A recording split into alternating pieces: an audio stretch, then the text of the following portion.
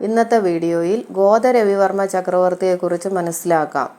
ഭാസ്കര രവിവർമ്മ ചക്രവർത്തിക്ക് ശേഷം ഗോദ രവിവർമ്മ ചക്രവർത്തിയാണ് ക്രിസ്തുവർഷം 896 കൊല്ലം 71 ആണ്ട് മുതൽ രാജ്യം ഭരിച്ചിരുന്നത്. ഈ മഹാരാജാവ് വലിയ യുദ്ധവീരനും പരാക്രമിയുമായിരുന്നു. ദുർഗാ ഭഗവതിയിൽ വലിയ ഭക്തനായ ഇദ്ദേഹം രാജ്യത്തിൽ പലയിടത്തും പുതുതായി ദുർഗാക്ഷേത്രങ്ങൾ പണിയിച്ച് ദേവിയെ പ്രതിഷ്ഠിച്ച് പൂജ നടത്തുന്നതിനുള്ള ഏർപ്പാടുകൾ ചെയ്തിട്ടുണ്ട്. ഈ മഹാരാജാവിൻ്റെ കാലത്തുണ്ടായ ഒരു പ്രധാന സംഭവം വലിയ ഒരു കൊങ്ങൻ പട കേരളത്തെ ആക്രമിച്ചതാണ്. അവസാനത്തെ പെരുമാക്കന്മാരുടെ കാലത്തിന് മുമ്പ് തന്നെ കൊങ്ങുനാടും ഗോകർണം മുതലായ വടക്കൻ പ്രദേശങ്ങളും കേരളത്തിൽ നിന്ന് വിട്ടുപോയിരുന്നല്ലോ.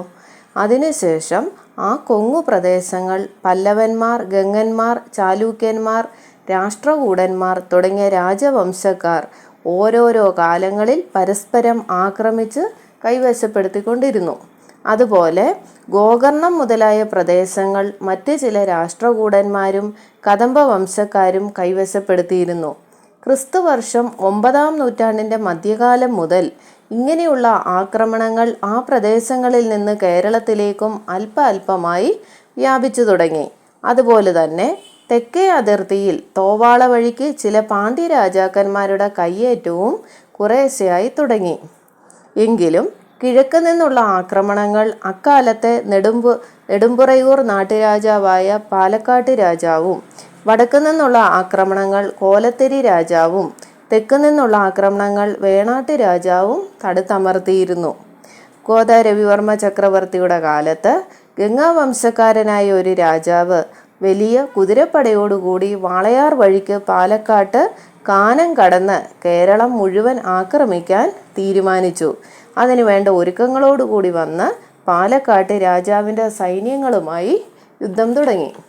ആ യുദ്ധത്തിൽ താൻ തോൽക്കുമെന്ന് മനസ്സിലാക്കിയ പാലക്കാട്ട് രാജാവ് ഗോദ രവിവർമ്മ ചക്രവർത്തിയോട് സഹായം അപേക്ഷിച്ചു. ഗോദ രവിവർമ്മ ചക്രവർത്തി സൈന്യങ്ങൾ ശേഖരിച്ച് അദ്ദേഹം തന്നെ നായകസ്ഥാനം വഹിച്ചുകൊണ്ട് യുദ്ധത്തിന് പുറപ്പെട്ടു. അതുകൂടാതെ വളരെ സമർത്ഥരായ പടയാളികളുള്ള അക്കാലത്തെ ഏറനാട്ട് രാജാവിനെ വിവരമറിയിക്കുകയും സൈന്യങ്ങളെ അയച്ചു തരുവാൻ ആവശ്യപ്പെടുകയും ചെയ്തു. അതനുസരിച്ച് ആ രാജാവും 1000-ഓളം പടയാളികളെ വേണ്ടത്തക്ക ഒരുക്കങ്ങളോടുകൂടി പാലക്കാട്ട് പ്രദേശത്തേക്ക് അയച്ചു. ഗോദ രവിവർമ്മ ചക്രവർത്തിയും സൈന്യങ്ങളും ചെന്നു ചേർന്നപ്പോഴേക്കും ഗംഗാ രാജാവിൻ്റെ കൊങ്ങൻ പട ചിറ്റൂർ എന്ന പ്രദേശം വരെ വ്യാപിച്ച് കഴിഞ്ഞിരുന്നു. ചക്രവർത്തി ആ പ്രദേശത്തെത്തിയ ഉടൻ തന്നെ ഏറനാട് സൈന്യവും വന്നു ചേർന്നു.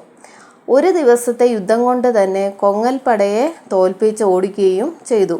അതിനുശേഷം പാലക്കാട്ട് രാജാവിൻ്റെ അതിഥിയായി ചക്രവർത്തി ആ പ്രദേശത്ത് കുറച്ച് ദിവസം താമസിച്ചു. കൊങ്ങൻ പടയോട് പടയ്ക്കൊരുങ്ങി പുറപ്പെട്ട അവസരത്തിൽ ഭഗവതിയെ വെച്ച് പൂജിച്ച സ്ഥലത്ത് ഒരു ദേവീക്ഷേത്രം പണിയിച്ച് പ്രതിഷ്ഠ കഴിപ്പിക്കണമെന്ന് കൊടകരനാട് എന്ന് പറയുന്ന ആ പ്രദേശത്തുകാർ താൽപ്പര്യപ്പെടുകയും ചക്രവർത്തി അത് സന്തോഷത്തോടുകൂടി സ്വീകരിക്കുകയും ചെയ്തു. അങ്ങനെ അക്കാലത്ത് പണിയിച്ചതാണ് ചിറ്റൂർ ഭഗവതി ക്ഷേത്രം. ഈ സംഭവം നടക്കുന്നത് ക്രിസ്തുവർഷം 917 കൊല്ലവർഷം 92-ാം ആണ്ടിലാണ്. ഈ യുദ്ധം നടന്ന് വളരെ കാലം കഴിഞ്ഞാണ് കൊങ്ങൽപ്പടയുടെ ആക്രമണത്തിൻ്റെയും മറ്റും സ്മാരകമായിട്ട് ആ നാട്ടുകാർ ആ ക്ഷേത്രത്തിൽ കൊങ്ങപ്പട എന്നു പേരായ ഒരു ഉത്സവം നടത്തി തുടങ്ങിയിട്ടുള്ളത്. അതിനാൽ ആ ഉത്സവത്തിന് ഏർപ്പെടുത്തിയ ചടങ്ങുകളിൽ പിൽക്കാലത്തുണ്ടായ പല സംഭവങ്ങളും കൂട്ടിക്കലർത്തുകയും ഗോദ രവിവർമ്മ ചക്രവർത്തിക്ക് പെരുമ്പടപ്പ് സ്വരൂപം എന്ന സ്ഥാനപ്പേര് കിട്ടുകയും ചെയ്തതിൻ്റെ അടിസ്ഥാനം കൊങ്ങു രാജാവിൻ്റെ ആക്രമണവും തോൽവിയുമാണ്. ഗോദ രവിവർമ്മ ചക്രവർത്തിയും മറ്റും യുദ്ധത്തിൽ സഹായിച്ചതിൻ്റെ കൃതജ്ഞത കാണിപ്പാനായി കൊടകരനാട് എന്ന ആ പ്രദേശം അന്നത്തെ പാലക്കാട്ട് രാജാവ് നാട്ടുകാരുടെ സമ്മതത്തോടെ ചക്രവർത്തിക്ക് കാഴ്ചയായി കൊടുത്തു.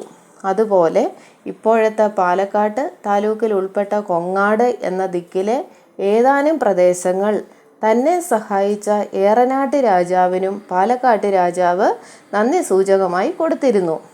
തൻ്റെ അധീനതയിലിരുന്ന കൊടകര നാടിൻ്റെ ഭരണത്തിനു വേണ്ട വ്യവസ്ഥകളെല്ലാം ചെയ്തതിനു ശേഷം മേലിൽ പരദേശികളുടെ ആക്രമണം കൊണ്ടുള്ള കഷ്ടനഷ്ടങ്ങൾ വരാതിരിക്കാനായി സ്വന്തം സൈന്യങ്ങളിൽ ഏതാനും സൈന്യഭാഗത്തിനെ ആ പ്രദേശത്ത് നിർത്തി ചക്രവർത്തി തലസ്ഥാന നഗരത്തിലേക്ക് മടങ്ങി. പിന്നെയുള്ള കാലം വളരെ സമാധാനത്തോടെയാണ് രാജ്യഭരണം നടന്നത്. ഗോദരവിവർമ്മ ചക്രവർത്തി 27 സംവത്സരം, അതായത് കൊല്ലവർഷം 97-ാം ആണ്ട് വരെയാണ് രാജ്യം ഭരിച്ചത്.